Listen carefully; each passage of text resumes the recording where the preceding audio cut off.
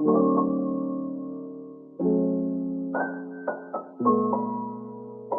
guy is the real Humpty Dumpty, and his story is much darker than you think. Deep in the eerie town of Puddlebrook, Kentucky, resided Gilbert Eggman, a man plagued by misfortune. His tale took a sinister turn when he joined the construction crew. Perched atop a towering brick wall on his very first day, 3 co-workers, fueled by malevolence, sent the ladder crashing down. Gilbert's pleas for help fell on deaf ears. Desperate to rescue him, the trio resorted to a crane. But destiny had other plans. The crane, guided by an unseen force, struck Gilbert, sending him hurtling to a grim demise. The town whispered of Gilbert's curse. In the following months, darkness consumed Puddlebrook. One by one, the 3 construction workers met their untimely ends, each death shrouded in mystery. Gilbert's curse, it seemed, had unleashed its wrath upon them, becoming an urban legend in the small town. The Black Dahlia is one of America's most famous cold cases, and over the years it's definitely grown a cult following, not just because of how horrific the case was, but because of how difficult it's been to solve. Now this case takes us back to January 15th of 1947 in Los Angeles. That was when a woman was going out for a walk with her young child when she came across a body on Leimert Park. Now at first the woman thought that the body was actually a mannequin because of the way it was positioned. But when she took a closer look, she realized what was actually going on. The body would turn out to be that of 22-year-old Elizabeth Short. And essentially, her body had been cut in half and drained of almost all of its blood. And her organs had been removed from her body and neatly tucked underneath her. But it gets even worse. Chunks of flesh were also missing from her body. And in her stomach, they discovered feces, which led authorities to believe that she had been forced to eat them before she passed away. But not only that, her face had also been cut from ear to ear, giving her a very eerie smile similar to that of the Joker. Because her body had been drained of almost all of its blood, authorities immediately believed that she had had her life taken elsewhere and then her body had been transported. And next to her body were also a few old cement sacks that had bloodstains on them, which police believe were used to transport her body. And because Elizabeth had applied for a job as a clerk within the US Army, it was fairly easy to identify her using her fingerprints. But they also discovered that she had been arrested for underage drinking. And sadly, this didn't do very much to help her case at all. Once the media outlets heard about her underage drinking, they took this and absolutely ran with it.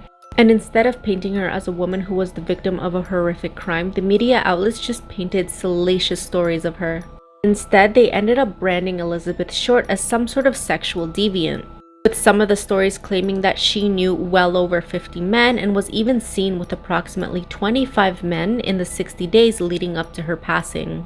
With some media outlets even claiming that she was some sort of tease and that she liked to do this for fun because she was apparently a lesbian. But none of these stories were ever proven as factual, and they all just stayed as rumors. But the press did go on to give her the name that we now know her as, the Black Dahlia. And that was because apparently she liked to wear a lot of black sheer clothing, which was in reference to another movie called The Blue Dahlia that was out at the time. As the press dug a little bit deeper, they did come to know that she was an aspiring actress in Hollywood. And although she didn't have any film credits to her name at the time, she was trying to make it. And sadly, she had only been in LA for 6 months before she passed away, working as a waitress. Then on January 21st, about a week after the body was found, the Examiner received a call from a person claiming to be the murderer. And as proof, they said that they would be sending several of her belongings to the newspaper. And on the 24th, the Examiner received a package with Elizabeth's birth certificate, photos, business cards, and an address book with the name Mark Hansen on the cover. All of these items had been wiped down with gasoline, which meant that no fingerprints were left behind. But they were able to gather a partial fingerprint that was found on the envelope, but unfortunately it was damaged in transportation and therefore never analyzed. Then on January 26th, another letter arrived taunting the police and then telling them to meet at a certain location. The police arrived at the appointed time and place, but no one ever showed up. Then another letter was sent shortly after that telling the police that they had changed their mind. Again, this letter had also been wiped clean with gasoline. During the investigation, police had over 150 main suspects, and they even had over 60 people falsely confess to what happened to Elizabeth. But as time went on, the case just grew colder and colder. But then in 1999 came a very interesting break in the case. Retired LAPD officer Steve Hodel was going through his dad's belongings when he noticed 2 photos of a woman that looked a lot like Elizabeth Short. And when he discovered these images, he decided to use his own investigation skills as a police officer to look into his own father. And this was his father, George Hodel, who was actually one of the main suspects back in the investigation shortly after the unaliving had happened. Now, Steve did quite a lot of digging. He went through newspaper archives, witness interviews, and even filed a Freedom of Information Act to obtain FBI files on the case. He even had a handwriting expert compare samples of his father's writing to the writing on some of the notes that were sent to the press. And the analysis concluded that there was a very strong possibility that his father's handwriting matched, but the results were not conclusive. Even more interesting is that George Hodel was actually a doctor, which meant that he would have had the necessary training to cut Elizabeth's body in half and to remove all of her organs. But on top of all of that, Steve also found a folder with a receipt dated a few days before the murder for a large bag of concrete, which was the same size and brand as the concrete found near Elizabeth Short's body. And in 1950, police were so sure that George Hodel was the one responsible for what happened to Elizabeth that they even bugged his home. Unfortunately, at the time, they were never able to fully prove that he was the one responsible. Because of all of the investigation work Steve did on his father, authorities today say that if George were still alive, they would have enough to indict him for the Elizabeth Short murder. But to this day, there are still people continuously confessing, and that number has reached well over 500 people. Unfortunately, we still don't know 100% sure who was responsible for taking the life of Elizabeth Short. But like always, let me know in the comments, do you think George Hodel did it, or do you think it was somebody else? 3 dead bodies were found stuffed into this hollowed out tree in the middle of the woods in 2010. And when it came to who the murderer was, truth is stranger than fiction. This is Matthew Hoffman, and in November of 2010, he murdered 3 people and kidnapped a 13-year-old girl who he held hostage for days. On November 9th, 2010, Matthew went into the woods and spent the night camping. Then the next morning, on November 10th, he decided to wake up and break into the home of Tina Herman. So unfortunately that day, when Tina Herman returned to her house, Matthew Hoffman had broken in. And as soon as he saw her, he freaked out, dragged her into a bedroom, and stabbed her multiple times with a hunting knife, killing her. But what Matthew didn't know was that Tina's friend Stephanie was coming over to meet her that morning. And while Matthew was dealing with Tina and her dead body, Stephanie entered the residence. Matthew freaked out. He stabbed Stephanie a number of times with the same hunting knife, even continuing to stab her after she was dead. And hearing all of this, the family's dog started to bark violently, and Matthew then stabbed and killed the family dog as well. After this, he dragged both of the women's bodies into the bathroom, dismembered them in the tub along with the body of the dog, and stuffed the body parts into trash bags. Shortly after finishing the dismemberment process, though, Tina's 2 children, Cody and Sarah, arrived home from school. Immediately after walking into their house, Matthew stabbed Cody in the back of the head, killing him instantly, then chased Sarah up into her room where he bound and gagged her with a cord from a fan in her room.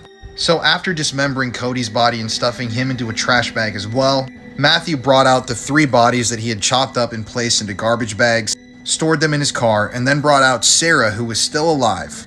After this, he brought Sarah and the bodies of Tina, Stephanie, and Cody back to his own house, where he kept Tina locked in a crawl space.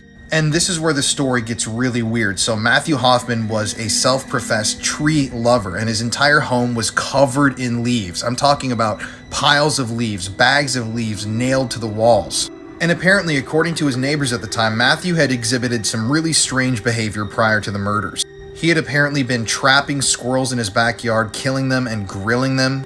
He allegedly spent hours sitting up in the trees in his backyard, just staring at the other trees and watching squirrels. And for a while, he had actually worked as a professional tree trimmer. But let's get back to the story. So after bringing Sarah back to his house, along with the bodies of the other people he had killed, he locked her in a bathroom and even tied himself to her and took a nap. Afterwards, he headed back to the crime scene, did some cleanup, and then eventually brought Sarah into a crawl space, which was once again covered in leaves, dark and damp. And while she was chained up and held hostage inside of this crawl space, for days he visited her regularly and would SA her. Keep in mind, at the time, Sarah was only 13 years old, and her mom, her brother, and her family friend had been murdered right in front of her. Finally, though, a few days later, Matthew was arrested after police found him parked in his own car right next to the abandoned car of one of his victims. Tina, Coda, Sarah, and Stephanie had been missing for days now, so the police obviously went and searched Matthew's house, and that's when they made the gruesome discovery of Sarah chained up in the crawl space. This is an actual photo that the police released eventually of Sarah exactly as they found her. They actually had to take these photos for evidence before they released her, and they obviously immediately arrested Matthew. So for a while after his arrest, Matthew would not release the location of the bodies to the police. They were desperately trying to find the bodies of those people that he had killed, but he wouldn't tell them anything. That is, until they took the death penalty off the table, and that's when he revealed that he had stuffed the 3 corpses into a hollowed-out tree in the middle of the woods. Police immediately then went and found the tree, and inside they found the bodies of Cody, Stephanie, and Tina in those trash bags, dismembered. Eventually, the tree was torn down, but, how bizarre is this story? Eventually, Matthew Hoffman was sentenced to life in prison without parole, and this whole story is just kind of mind-blowing. He's been nicknamed the Leaf Killer for doing the things that he did, for his obsession with leaves, the way that he placed the bodies inside of a hollowed-out tree trunk. I've never really heard a story like this, and I hope to never hear one like this again. I bet you didn't know about the 189 rotting bodies that were found at the Return to Nature funeral home. Or maybe you have, because this story's been buzzing. But the details are disturbing. Return to Nature Funeral Home is owned by John and Carrie Halford. The Halfords are currently facing hundreds of different felonies. Just a few being abuse of a corpse, theft, forgery, money laundering, and for trying to flee to Oklahoma. So, how did this start? In Colorado Springs, Colorado. It all started because neighbors started reporting a putrid smell coming from the funeral home. At first, John tried to play it off as just rotting animals from his taxidermy work. But that definitely wasn't the case. 189 different human bodies were recovered from the scene. These were all people who were supposed to have been cremated and sent back to their loved ones. Now, the loved ones did get something. The supposed remains were actually concrete dust, mixed in with a little bit of people they actually had cremated. So this whole time, these families think that they had their loved one there, and imagine how horrifying that feeling was, to find out that instead your loved one had been rotting in a shed. It has been reported that the building is such a biohazard that it cannot possibly be cleaned up. It has to be completely destroyed. Only some of the bodies have been identified. Some of them are so heavily decayed that they are going to have to rely on dental records to identify them. So people who have used Return to Nature Funeral Home have no idea if they actually have any part of their loved one or not. I'll be following this case closely. I'll keep y'all updated with what happens at the court system. Something tells me John and Carrie are both going to be serving life. Disrespecting the dead is on a whole nother level.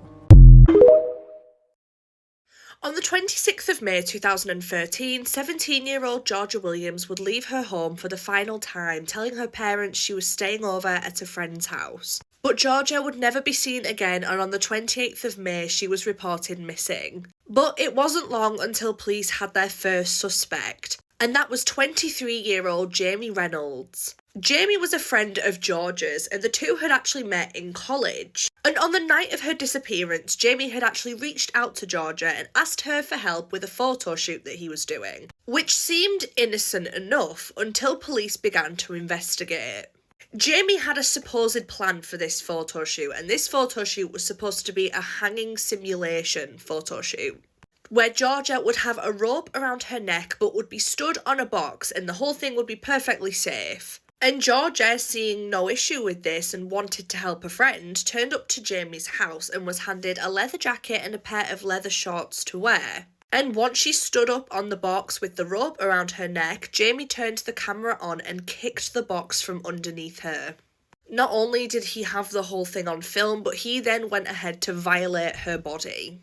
Police began looking into Jamie and they found he had a collection of snuff videos and violent porn videos. 16,000 images and 72 videos to be exact. This sick individual would even take pictures of girls that he knew from Facebook and social medias and edit ropes around their necks. It was made very clear that this was Jamie's fetish. But even more frustratingly, police had actually been aware of Jamie since 2008 when he was investigated for trying to strangle somebody. When police showed up to Jamie Reynolds' house, he was nowhere to be seen, and neither was Georgia, and at this point police were kind of unsure whether Georgia was alive or not. And it was here where they found the camera, which held exactly what happened to Georgia on it. He was later arrested on the 29th of May, just 3 days later, and was first actually charged with kidnap, but later when police did investigate and found the video, this was then upped to a murder charge. And on the 31st of May, George's body would be found in a location in North Wales. He then pleaded guilty to the murder, probably to avoid a trial, but was actually given a whole life tariff for what he did, meaning he will spend the rest of his life behind bars. What would you do if you bumped into a man eating a murder victim's face? It was the 28th of April in the Las Vegas Art District. Police turned up to a horrifying scene after being called about a person tackling another person to the ground. 2 men had allegedly got into a physical altercation. This was just after around 4:30 in the morning. When police arrived, they discovered a male on the floor, unresponsive, with blood coming from his head. 31-year-old Colin Check was arrested by police and taken into custody after allegedly not only attacking said victim but also eating the eyeball and ear of the man. Officers claimed that the accused had biological matter in his hair, mouth and on his clothing. An hour after the incident, a member of the public had called police to report seeing a male eating another man's face at the bus stop. Now, Colin allegedly told officers that he'd been going in and out of consciousness after having been awake for 5 days straight. He claimed that something was possessing him. Colin was unable to appear in court, interestingly, after being hospitalised. He's been ordered to remain in custody once he is discharged and will be held without bail. They knew who her killer was, but it would take them nearly 40 years to find him. Hello, true crimer-ers. This is the case of Cynthia Ruth Wood. Viewer discretion is advised. At the time of this case, Cynthia Wood was 33 years old. She was the wife to this guy here, Barry, and they had 4 children together. I believe some of them are actually children from his previous marriage. She was a wonderful mom. She was a warm and very inviting person. And at the time of this story, she was working at the Camp Vista Daycare Center as a teacher. Cynthia Wood was last seen around June 6, 1984, and she was seen leaving her home. But when she never arrived back home at all, she would be reported missing. 5 days later, I know it's kind of dark, but her body was found here in a ditch off the side of a road. And this, by the way, is in Riverview, Florida. Cynthia had been strangled to death. And it would not take long for police to really know who did this. Cynthia had been seen last with this man here, Donald Santini. Allegedly, he had asked Cynthia out on a date. He actually met her at the daycare center where she worked. And from what I understand, there was physical evidence with her body where they dusted for fingerprints, and it actually matched prints that they had for him already in their records. But he was already on the run. Another sign of guilt. He instantly became a wanted fugitive. They believe that at one point he may have gotten to Texas and changed his name. He was featured on America's Most Wanted several times over the decades, and it would be nearly 40 years before they finally found out where he was. A tip in the San Diego, California area led police to where he was. And so now Donald Santini, now 65 years old, was arrested by U.S. Marshals. And then the police from Florida will go all the way out there to question him. Oh, okay, someone's chipper to be arrested for murder. Donald Santini would basically end up just pleading guilty to the murder. And so at his sentencing here, I swear to God, he looks like he's about ready to break into a "my name is Donald Santini and I have diabetes" kind of commercial, you know what I mean? He looks like a deflated walrus. Anyway, he pleads guilty to the first-degree murder. And why are you crying, champ? Suck it up. I'm sure nobody's going to want to play with your butt in prison. But he would be sentenced to 50 years in prison, followed by 15 years of probation. But at the age of 65, he won't be getting out of prison. He got to live 40 extra years, free as a bird, for killing a woman. And all because, essentially, she turned down his advances. And well, he seemed like such a nice guy. You know what, at this point, women should just seek out the bear in order to protect them from men. Yeah. So here are 5 conspiracy theories that turned out to be true. Number 5, the NSA spying on the American people. In 2013, Edward Snowden came out and proved every tinfoil hat-wearing meth head right when he revealed that the NSA had mass collections of telephone and internet data on global communications. Number 4, MK Ultra. This was the CIA's real and declassified covert program at trying to develop mind control and create sleeper agents by experimenting on real people, usually without their consent. They basically experimented on things like drugs like LSD or hypnosis and its effects on the human mind to see if they could invent some sort of like truth serum. They also experimented with turning cats and dolphins into weapons. Number 3, the sabotage of the civil rights movement. So this has to do with the FBI's counterintelligence program, which was a series of covert and illegal actions taken by the FBI to disrupt the plight of black Americans to gain equal rights in the US. This included methods like spying on activists and then leaking negative personal information, whether it was true or not. Secret agents would create racial tensions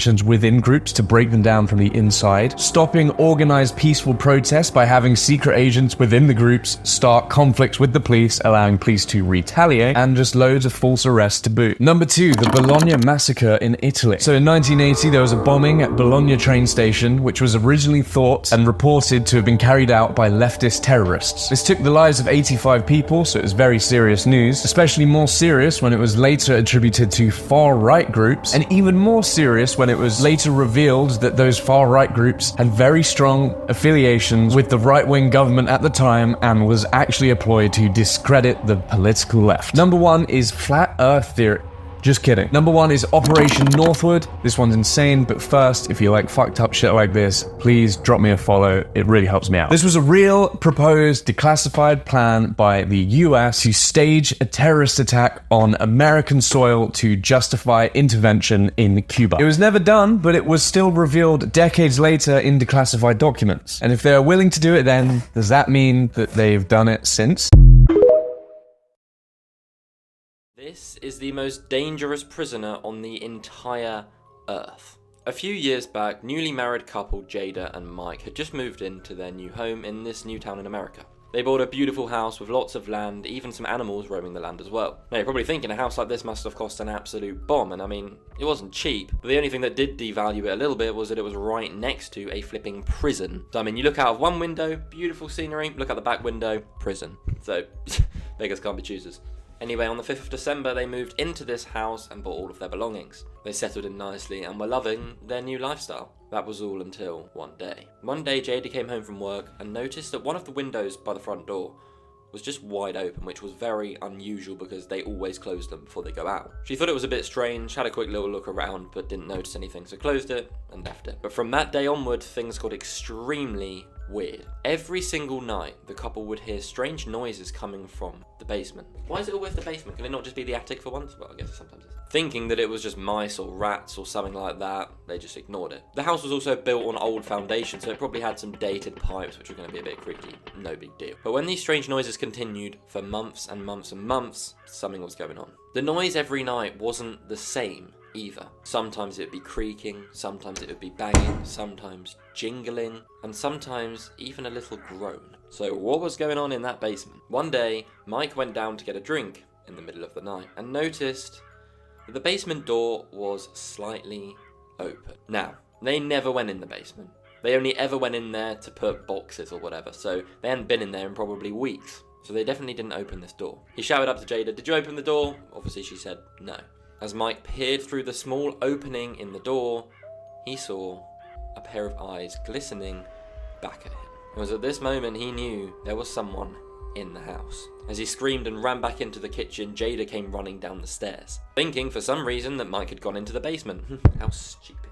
So she walked down there and Mike followed, but there was no one there. When they got down to the bottom, they saw a chair facing the wall and a bald, tall man sitting in the chair, breathing extremely heavily. He had a tin of canned food in his hand and was eating it with his hand, just like this. They looked at each other in absolute disbelief. The man didn't do anything, just sat there staring at the wall eating his food. The couple walked back upstairs and quickly grabbed their phone and called the police. The police asked for a description of this man, to which they said he was probably about 7 foot tall, bald head and in an orange jumpsuit. I think at that moment something clicked in them both. Because what was their house located next to? Yeah, a flipping prison. The operator on the phone seemed extremely worried and said, "Stay where you are, we are coming." Mike said, "But what's going on? We need to know, who is this guy? Is there something we should be worried about?" They said, "Yes. Get out of the house." Turned out this man was a 7 foot tall serial killer, convicted of over 5 murders and multiple SAs, and he had just escaped the prison next door and had been living in their basement for the last month, eating their food. I thought I had heard about all the worst human experiments done in therapy, but then I heard about this one. Back in the 1950s, a psychologist named Dr. Cameron was doing brainwashing experiments that were basically torture. Heads up, this is what today's episode is about, and if you don't want spoilers, just listen to the episode. Basically, Dr. Cameron had a theory that you could take out someone's personality and put a different one inside of them. But how do you get someone's personality out of them? Well, first, Dr. Cameron would use 15 times the amount of electroshocks that were recommended at the time. He did this to try to wipe out people's memories. But that didn't work, so he would induce people into comas using hallucinogenics and barbiturates. Then, when people were fully incapacitated, he would play pre-recorded tapes on a loop. And these tapes would say things like, "You're a good mother and people enjoy your company," just over and over and over again. And you may be thinking, why would anyone sign up for this? Well, a lot of these people were students that were looking to make a few extra bucks by joining a paid study. But when they joined, they would become so incapacitated so quickly that they were unable to leave. This doesn't even begin to cover the full extent of this story, which I do a deep dive on in this week's episode, and I really recommend you check it out.